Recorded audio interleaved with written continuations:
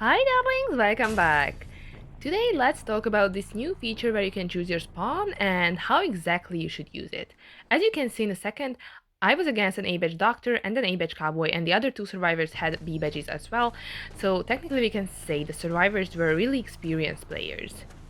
This, I believe, was the second time I went with this feature activated, so I was kind of confused by the map's outline, and it kind of, I think, if I remember correctly, I mixed up the small boat and the big boat on the picture. So I chose the spawn point, and it was next to the doctor, but not at the small boat but the big boat. So I did not really want to waste my time by finding her in this place because there are a lot of hiding spots. So that's why my early game was kind of not the best. But thanks to this feature, I actually managed to get the win in the end. If that's a spoiler, I'm sorry about it. Regardless, let's get straight to the topic at hand. So, basically, let's say you're in pre-match mode and the survivors chose their spawn points already, and now it's your turn. Now you technically see four little images on four different parcels of the map's picture, and you don't know which survivor is which. That's how you can choose your own. So other hunters might have to kind of rely on luck and think, which survivor, maybe the decoder, which spot they chose and stuff. But with Joseph, it technically is a win-win, as I said a lot of times, because in every case, you literally just have to pick the little parcel on the map picture which has the most survivors around it. So what I'm saying is, like, let's say you see two survivors next to each other or across from each other, like nearby, then you will choose the parcel between them or under them. So you already have a plan of, a route plan in your head figured out. You don't have to pay attention to the previously learned spawn points and stuff. You just already have this plan because you know exactly which survivors you have to look for. And of course, you already saw their skins in the waiting room. So you basically aren't going into this blindly, but you know exactly like which skin you should be looking for. And that also helps a lot because let's say, I don't know, just as an example, Doctor has an angel skin, and if you saw that she's using that skin, then you know you need to like look for something white, you need to look for wings, instead of like, turning your camera all around the area and trying to find any survivor. So you know exactly who you should find where, and that's why it also adds to this huge hub that you already have the route figured out. So basically, yes, always choose the spawn point which has the most survivors around it, and if that's your strategy, just take an instant picture and you just can go and hit all of their mirrors.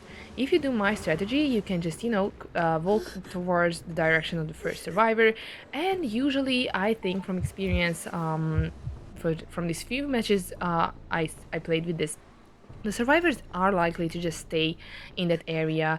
Usually, like if there's a cipher, they're most likely gonna stay there, especially if the survivor you find first will ping the message the hunter is nearby or they are being chased by the hunter, and then the others, will feel free to decode, so they will likely start decoding.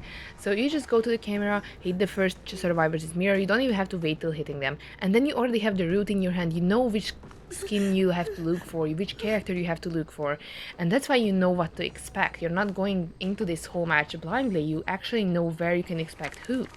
So after you down, let's say, the first two survivors, because I feel like now it's just super easy to down in over the two first survivors, because if you purposefully choose a spawn point then two are nearby, you will know the general area, because they can't really get out of that little parcel until you take a picture either way. So let's say you down both of them, you have like almost full presence, you need one more hit, then I would recommend, if you are using my strategy, to, go out of photo word. You can chair both, actually, the chair both survivors mirrors, because that will give you a much higher chance of finding them. Or like, finding at least one, or making the team have a harder time in general. So after hitting them or cheering them, whichever you prefer, I usually go out of photo word and see which cipher is shaking. Then I go back to photo word and teleport there. If they are decoding in photo word, then I teleport there in real word and then change with my card. So basically, yeah, that's how you will get the full presence. Also, if they are really close by, then I think you can just hit 3 mirrors if they are really like close and next to each other, or maybe a smaller map. But on maps like Leo's and Lakeside, I feel like it's more beneficial for you to leave photo word and or like and teleport to the third survivor instead of going there just regularly. One huge advantage this new addition to this game gives us is, of course, you will have full presence. That alone is like a super big deal because Jojo can locate survivors with his second skill, so that's why it's like such a huge deal.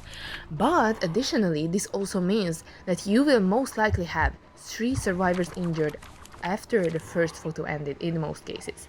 So this is actually the better part, I think, because sometimes it can be so hard, even if you maybe like found 1 or 2 survivors in that like a regular match before you could choose your spawn points.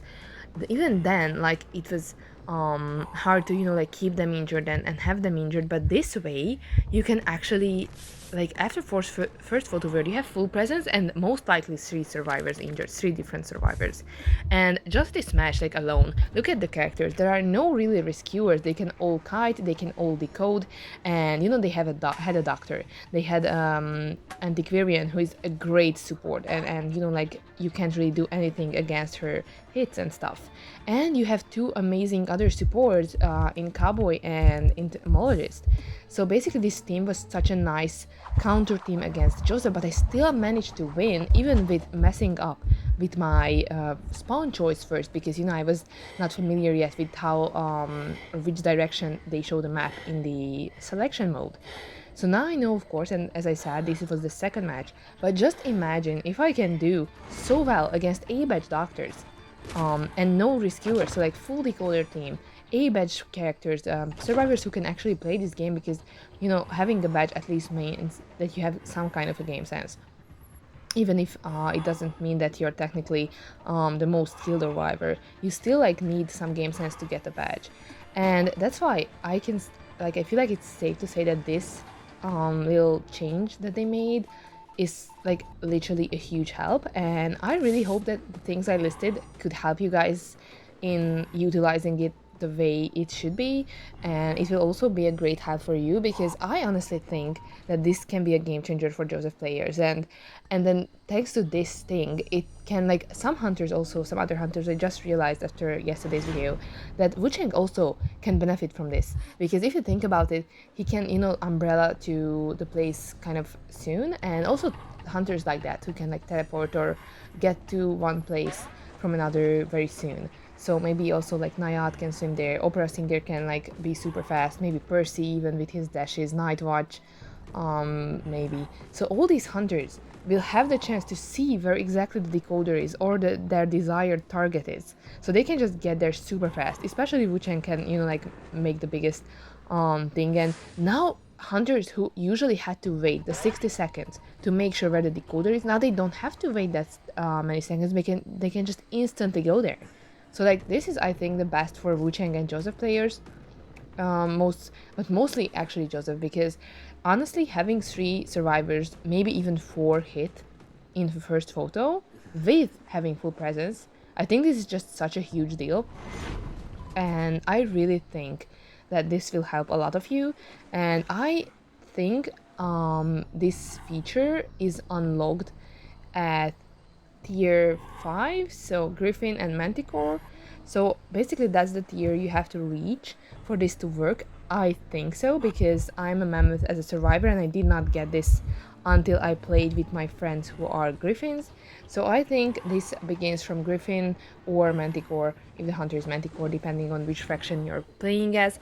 So I think it's really worth getting there if you want to try ranking next season, if you want to like get back to Joseph. I think this is the time that you were waiting for. He got a little buff, he got this amazing feature that will help you to get full presence almost every match. I think I can safely say that every match I played with Jojo with this like added feature was like a perfect early game. Like all of the matches had a perfect early game, and even the match I talked about yesterday that I lost because I focused on one survivor too much. I focused on that survivor that much because I was so confident I would win because that's how good of an early game I had. And yeah, that's what I'm saying. Like, of course, you still have to pay attention and you have to make sure you keep the lead in your hands and you don't let the survivors outsmart you. But yeah, technically, Joseph's early game now is S tier, technically, with this buff. So, or like feature. So yes, please try to listen to the advice that I talked about in this video, because honestly, yeah, I think I listed everything that makes sense, but honestly, you will find out sooner or later on your own as well. And yeah, I just think you have to like get used to how the pictures are directioned, like the little map pictures when you have to choose to like recognize which area is which. And then after you recognize those, you will easily be able to know where to go, and the route will be on in your head right away when you see them. So yeah, I couldn't really do anything against Cowboy getting away, but yeah, I won this match even with a rough start. Hope you enjoyed, and until next time, bye bye!